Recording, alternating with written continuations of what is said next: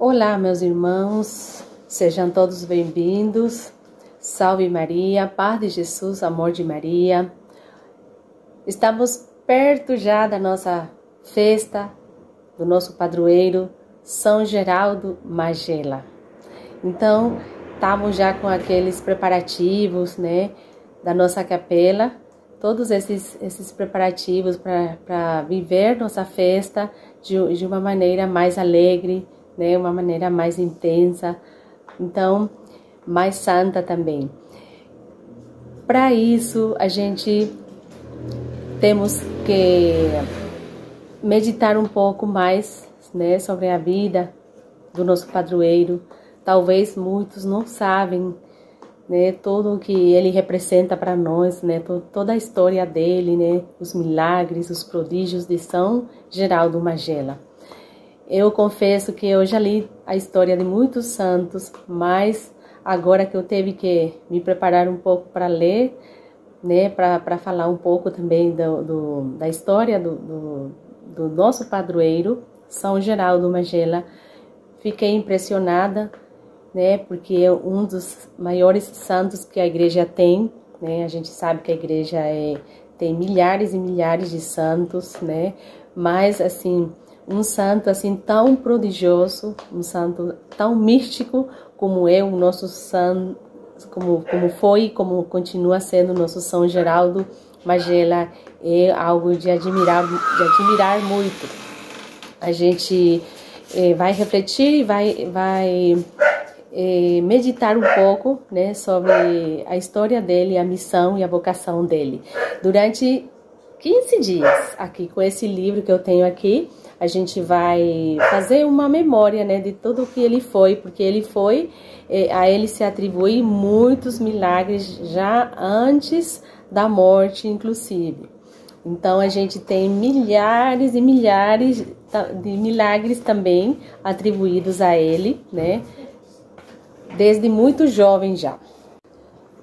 Então, meus irmãos, para ter uma ideia, São Geraldo era dotado de dons sobrenaturais. Eu vou citar mais ou menos alguns, como por exemplo, profecias, êxtases, bilocação, curas miraculosas, visões, podia ler a mente e a consciência das pessoas. Geraldo enfrentou acusações falsas e injustas, ressuscitou moribundo e caminhou sobre as águas turbulentas para salvar almas. Então, ele é mais conhecido como o santo dos partos felizes. Por isso que ele foi denominado padroeiro dos partos felizes, padroeiro das mães gestantes, das criancinhas, padroeiros também dos alfaiates, padroeiro das boas confissões, padroeiro das pessoas acusadas falsamente e padroeiro dos porteiros. Só para ter uma ideia, e a gente vai começar um pouco, né, como foi a infância dele, né, o ano que ele nasceu, para a gente ter uma ideia, né, de como foi, né, a vivência, a infância dele, né.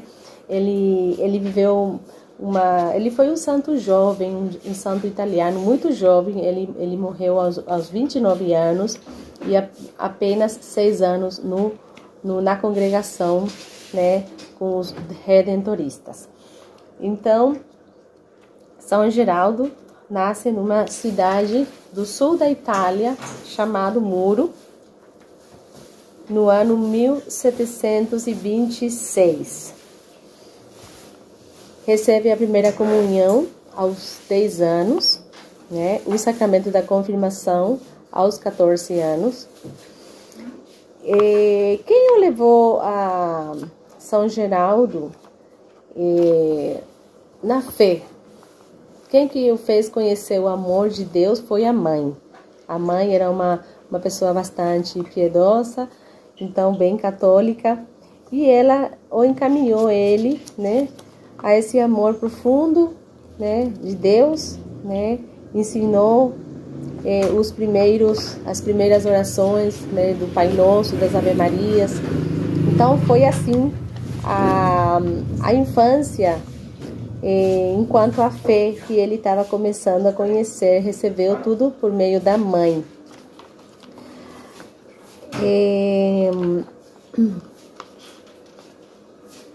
São Geraldo Magela, ele queria desde muito cedo, ele queria já servir a Deus, ele sentiu a vontade no coração de fazer tudo por Deus, por amor a Deus. Ele sempre viveu uma vida de bondade, de caridade, especialmente com os mais pobres, os mais necessitados. Isso ele sentia desde muito novo. Então ele sentia a vontade de servir, de se congregar, né, e se consagrar inteiramente a Deus. E desde muito novo ele já começou a sentir isso, né? E a gente vai estar refletindo, né, no começo como foi tudo, mas eu só quero falar para vocês que para São Geraldo nunca foi fácil, porque ele tinha um problema. Esse santo, que já se destacava de muita curta idade já, ele tinha uma saúde bem fragilizada. E por causa da saúde, né, fraca, né, que ele tinha, ele não era aceito nas congregações onde ele ia, né, queria entrar para ajudar, para servir.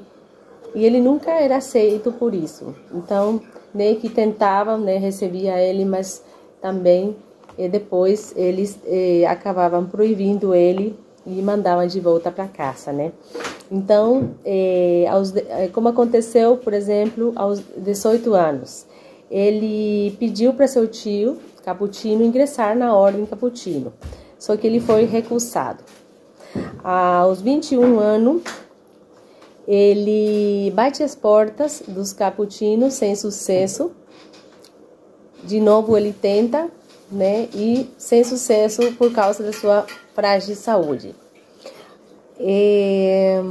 Com 22 anos, ele consegue entrar por primeira vez, ingressa, né, na congregação Redentoristas, porque ele viu como os missioneiros redentoristas, eles estavam numa missão, né, naquela cidade pequena, que era mais ou menos uma vila. Então ele viu, ele ficou encantado com tudo aquilo, com a pregação, né, dos missioneiros, dos redentoristas, e ele desejava muito ingressar lá. Então ele pediu em agosto, né, em agosto entra em contato pela primeira vez com um redentorista, o irmão Onofre. Então ele conseguiu ingressar. Só que depois ele pediu insistentemente ao superior da missão, Padre Cáfaro, para entrar como irmão, né? Só que ele foi recusado novamente, pela aparência aparentemente muito frágil, pela saúde aparentemente muito frágil. Então, como o padre já viu a insistência dele, o que aconteceu? O padre pediu para a mãe, né, chavear, né, o quarto, porque ele tinha que voltar também, os missioneiros, para ele não, de repente, não querer ir, né, porque ele estava encantado com eles.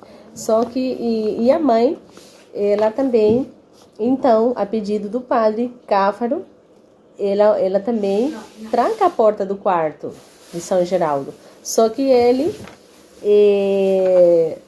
na hora da partida dos missionários, ele escapa pela janela, né? E caminha 19 quilômetros para encontrar os redentoristas. Foi ao encontro deles, imagina.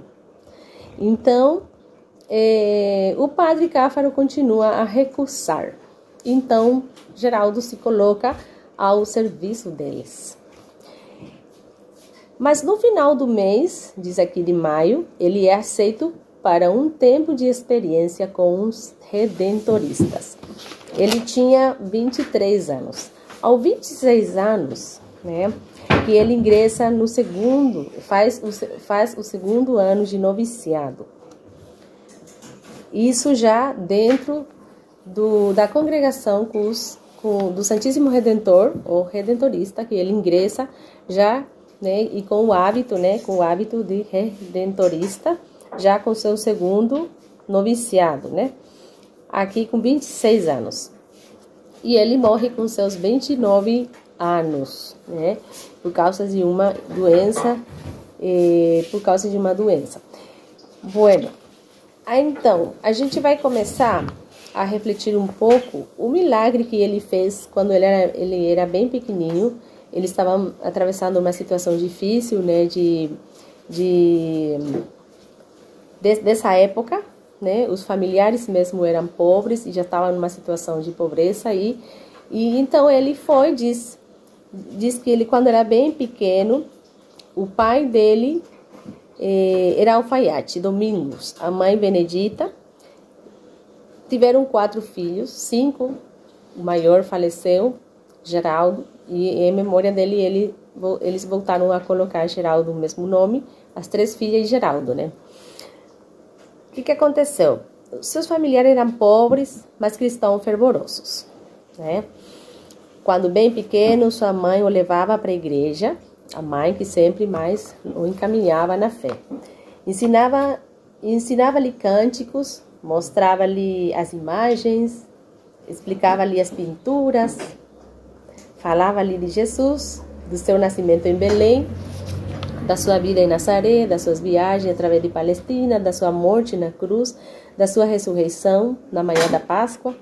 Falava-lhe também da mãe de Jesus, a Virgem Maria, nossa mãe do céu. Assim, Geraldo conheceu Jesus desde sua mais tenra infância. Conhecido e amado conforme o costume do povo, fazia o sinal da cruz, recitava com fervor o Pai Nosso e a Ave Maria, tudo de maneira bem simples.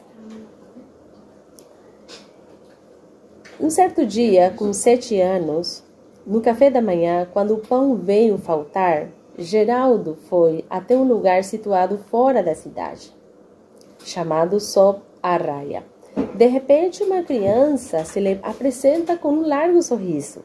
Eles se conheceram, brincam juntos, e antes de se deixarem, a criança lhe entrega na mão um pão branco. Ele se encontra com uma criança, e essa criança também começa a brincar com ele, e antes de se despedirem, diz que entrega um pão branco, né, para São Geraldo. E Geraldo olha e pensa, diz que fica assim, pensando e refletindo, diz na mãe, e a mamãe, e o papai, e as minhas irmãs. Pensou nas irmãs, nos pais. Então, em alguns passos, eles estão em casa, com o pão quente, e parecendo tão gostoso. Quem lhe deu esse pão? Pergunta a mãe. E Geraldo responde, uma criança. Então, Geraldo não sabe ainda que é Jesus. E a cena vai se repetir nos dias seguintes. 20 anos mais tarde, já irmão redentorista, ele como irmão redentorista, já ele vai revelar isso para uma irmã, para a irmã Brígida. Então ele vai contar, né, que quando ele era criança, né, ele se encontrava, né, com aquela outra criança e ele entregava aqueles pão, né, para Geraldo. Esse foi o milagre do pão. Dai-nos o pão, o bom pão, o pão para repartir com os que têm fome, como Jesus, que tendo piedade da multidão faminta, multiplicou o pão para lhe dar. Assim também Geraldo, criança, reparte seu pão com sua família. Quando grande, multiplicará em várias ocasiões. O pão é o alimento para os pobres, que encontrará em seu caminho, ou mais tarde ainda com os que virão bater à porta do seu convento, quando irmão redentorista.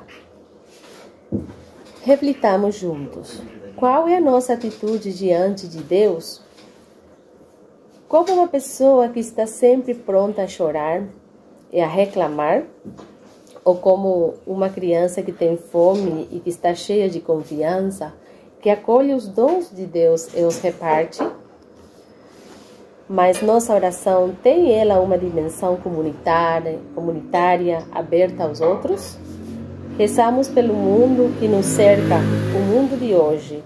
Este mundo que tem fome do pão das padarias, mas também o pão da palavra de Deus, o pão do corpo de Cristo. Enfim, será que a partilha acompanha a nossa oração pelos outros? Essa é a regra de ouro de toda a vida em igreja. Pensemos nisso. Rezemos com a igreja.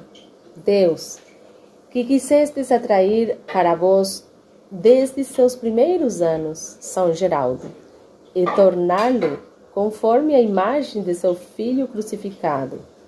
Nós vos pedimos, concedei-nos seguir seu exemplo, para que nos transformemos na mesma imagem.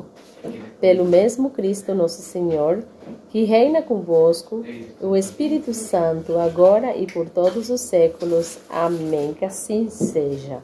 Esse é um pouco do milagre do nosso padroeiro, né? Quando ele nem sabia ainda, mas ele depois, né? Ele vai revelar isso para a irmã, né?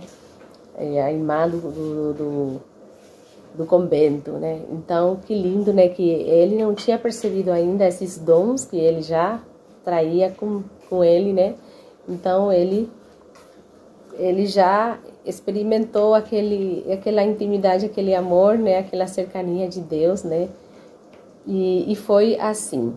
São Geraldo, ele não tinha outro desejo, o único desejo dele era sempre fazer tudo, né? Por amor a Deus, e fazer tudo diz que sempre a vontade de Deus, fazer sempre tudo, né, conforme agrada a Deus. No amor, na dor, aqui ele escreveu a pedido, né, diz que um dia pediram para ele escrever o seu maior pedido, e ele escreveu então assim: amar muito a Deus, estar sempre unido a Deus, fazer tudo por amor de Deus, amar a todos por amor de Deus, sofrer muito por amor de Deus. Minha única ocupação é fazer a vontade de Deus. Então, amar e sofrer, né? Fazer a vontade de Deus é também amar por Deus e sofrer também por Deus. Então, ele sempre buscou, nessa vida de bondade, de caridade que ele tinha, de humildade, também de obediência, porque ele sempre obedeceu, sempre, apesar de todas, né, as dificuldades, as provações que ele tinha, ele se mostrou obediente, né, humilde, né, e serviu a Deus, né, nos irmãos, especialmente naqueles mais necessitados, os mais pobres.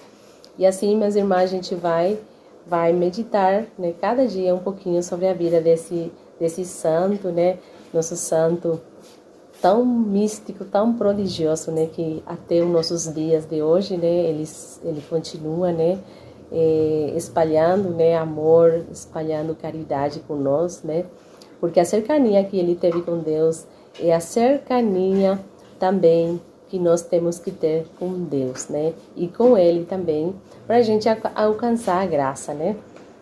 Que assim seja, meus irmãos. Até amanhã, se Deus quiser, voltamos com a nossa reflexão do segundo dia.